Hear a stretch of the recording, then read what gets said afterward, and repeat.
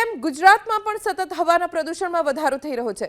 પ્રદૂષણ એટલું વધી ગયું છે કે કેટલાક શહેરો તો રીતસરના ગેસ ચેમ્બરમાં ફેરવાઈ ગયા।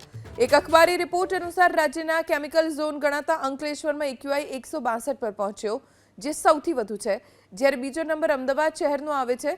રાજ્યના 10થી વધુ શહેર ગેસ ચેમ્બરમાં ફેરવાઈ ગયા છે, જ્યાં AQI 100 થી 162 પર પહોંચ્યો।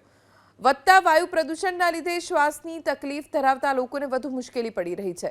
છેલ્લા દોઢ મહિનામાં શ્વાસની તકલીફવાળા 12,351 જેટલા લોકોએ ઇમરજન્સી સેવા 108ની મદદ લેવી પડી, જેમાં વધુ પડતા કેસ છેલ્લા 15 દિવસમાં એટલે કે દિવાળીના તહેવારમાં નોંધાયા। એમાં પણ સૌથી વધુ અમદાવાદમાં 3,201 લોકોએ ગૂંગળામણ અનુભવાતા તાત્કાલિક 108ની મદદ લીધી।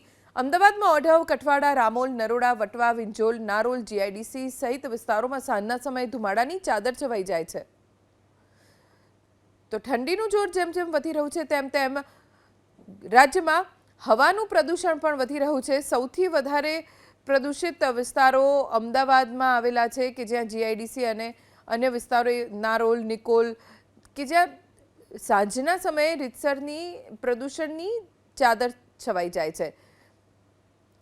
AQI સતત વધી રહ્યો છે અને છેલ્લા 2-3 દિવસથી એર ક્વોલિટી ઇન્ડેક્સનું સ્તર ખૂબ જ ખરાબ જોવા મળી રહ્યું છે।